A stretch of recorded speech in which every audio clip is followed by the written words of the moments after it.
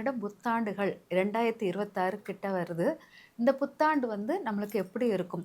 போன வருடம் நம்ம பார்த்தது என்னன்னா, அ கூட்டெழுத்து அதாவது 2025 கூட்டும்போது 9 செவ்வாயினுடைய காரகத்துவம் அதிகமாக இருந்தது. செவ்வாய் முருகர், முருகருடைய பக்தியும் சரி, ஆ ஆக்சிடென்ட் அந்த மாரி விஷயங்கள் அதிகமாக இருந்தது.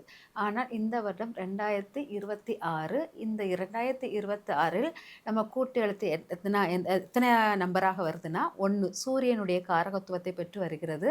அதனால் இங்கே தலைமை பொறுப்புகள், அரசியலில் மாற்றங்கள் எல்லாமே ஏற்படும். சூரியன்கிறது கட்டுக்கோப்பு.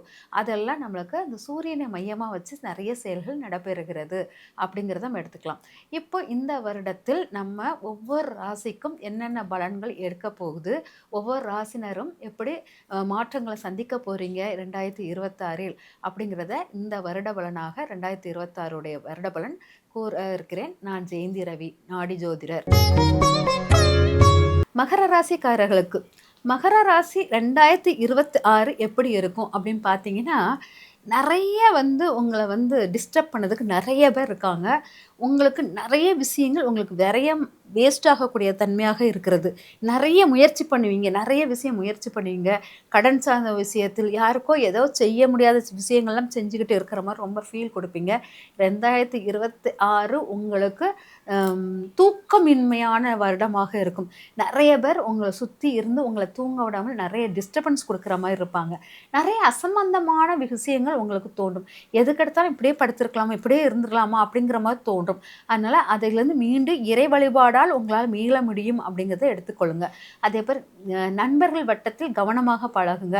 நண்பர்கள் அதாவது போன ஜென்ம தொடர்புடையவர்கள் இந்த ஜென்மத்தில் உங்களுக்கு தொடர்புடையவர்களாக மாறுவார்கள். ரொம்ப லாங் டைமா உங்கள சந்திக்காம இருந்தவங்க இப்போ சந்திக்கக்கூடிய தன்மையாக இருக்கும். நிறைய இரட்டைத்தன்மையான பேச்சுகள் இருக்கு. நிறைய பொய் சொல்ல வேண்டிய சூழ்நிலையும் ஏற்படும். குடும்ப விஷயத்தில் கவனமாக இருங்க. இரட்டை வருமானம் வராதா அப்படிங்கிற மாதிரி எதிர்பார்ப்பீங்க. ஓவர் டைம் பார்த்தாச்சும் வருமானத்தை பெருக்கக்கூடிய தன்மையாக இருக்கும். நீங்க என்ன வருமானத்தை பெருக்கினாலும் நீங்க உறவுகளை விட நண்பர்களுக்கு முக்கியத்துவம் கொடுத்து அதுக்காக செலவுகள் நிறைய இது பண்ணுவீங்க. சிறுதூர பயணம் செய்வதில் மிக ஆர்வமாக இருப்பீங்க. எங்கேயாச்சும் வெளியில சுத்தலாமா அப்படிங்கிறத என்னை ஆள விடுங்க, என்னை கட்டி போட்டது போதும் அப்படிங்கிற மாதிரி தோற்றமும் மனமும் இருக்கும் அப்படிங்கிறத எடுத்துக்கலாம். நிறைய தாயால் உங்களுக்கு நன்மை கிடையாது. தாயின் உடல் ஆரோக்கியத்தில் கவனமாக இருங்கள். தாய் எப்போவுமே சோம்பேறியாகவும் உங்களை அடக்குமுறையாகவும் இருப்பதனால் தாயால் உங்களுக்கு விரயமாகுவது போல் இருக்கும். வீட்டிலே தங்க பிடிக்கலை அப்படிங்கிற மாதிரி இருப்பீங்க. அப்படி வீட்டில் தங்கினீங்கன்னா தூக்கமாக வருது, சோம்பேறியாக இருக்குதுன்னு சொல்லிக்கிட்டே இருப்பீங்க. ஆடம்பர பொருட்களில் பணம் நஷ்டம் பண்ணாதீங்க. ஆடம்பர பொருட்கள் உங்களுக்கு நன்மை தராது.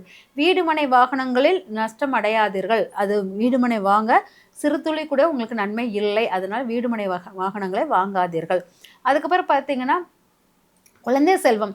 குழந்தை செல்வத்தில் அடிக்கடி உடல் ஆரோக்கியம் கேடுகள் உருவாகிக்கிட்டே இருக்கும். அதனால் அதை கவனமாக பார்த்துக்கொள்ளுங்க. அது என்னென்னா ஒரு பெண் தெய்வ வழிபாடு எடுத்துகிட்டு வந்தீங்கன்னா அந்த குழந்தை செல்வமும் நல்லா ஆரோக்கியத்துடன் இருக்கும் அப்படிங்கிறத எடுத்துக்கலாம். கடன் சார்ந்த பிரச்சனைகள், கடன் வாங்க வேண்டிய சூழ்நிலை ஏற்பட்டால் வாங்காதீங்க. அது ஃபுல்லாக உங்களுக்கு வேஸ்ட் ஆஃப் மணியாக போய்விடும். அது யாருக்காச்சும் உடல் சுருக்கம் இல்லைன்னு சொல்லிட்டு அதுக்காக பணம் செலுத்த வேண்டிய வரும். இல்லாட்டா ஏதாச்சும் கோயில்களுக்கு உங்களுக்கு நிவாரண தொகையாக கொடுக்க வேண்டிய வரும். அதனால் கொஞ்சம் கடன் சார்ந்த விஷயத்தில் கொஞ்சம் கவனமாக இருங்க அப்படிங்கிறத எடுத்துக்கலாம். அடுத்தால பார்த்தீங்கன்னா உங்களுடைய திருமண வைபவங்கள் அப்படின்னு பார்த்தீங்கன்னா உங்கள் திருமண வைபவங்கள் ஆசைப்பட்டு அது நடக்கும். உங்களுடைய ஆசைப்படி நடக்கும். காதல் திருமணமாக இருந்தால் மிக சிறப்பாக இருக்கும் அப்படிங்கிறத எடுத்துக்கலாம். அதனால் திருமணம் அப்புறம் கணவன் மனைவி உறவில் சும்மா மேல்போக்கிலான உறவாக இருக்கும். உள்ளார்ந்த அன்புகள் நிலைத்திருக்காது. அதனால் மேற்போக்கான அன்புடன் தான் வாழ முடியும் அப்படிங்கிறத எடுத்துக்கோங்க. அதுக்கப்புறம் பார்த்தீங்கன்னா நோய்கள்னா உங்களுடைய உடல் அமைப்பு அது கொஞ்சம் குலைகிற மாதிரி இருக்கும். எலும்புகள் கொஞ்சம் உங்களுக்கு பேலன்ஸ் பண்ணாத மாதிரி ஒரு ஃபீல் ஆகும். அது அப்புறம் இதயம் சார்ந்த நோய்கள் வருவதற்கு வாய்ப்புகள் இருக்குது.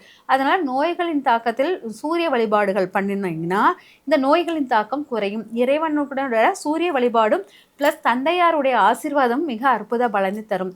தந்தை பாதத்தை தொடுதல் மிக சிறந்த மாற்றத்தை கொடுக்கும் அப்படிங்கிறத எடுத்துக்கலாம். அதுக்கப்புறம் பார்த்தீங்கன்னா மற்றவங்க உங்களுக்கு ஒருத்தர் நல்ல வழியில் சொல்லலாம், நல்லா கைட் பண்ணாலும் அதை நீங்கள் ஏற்றுக்கொள்ள மாட்டீங்க.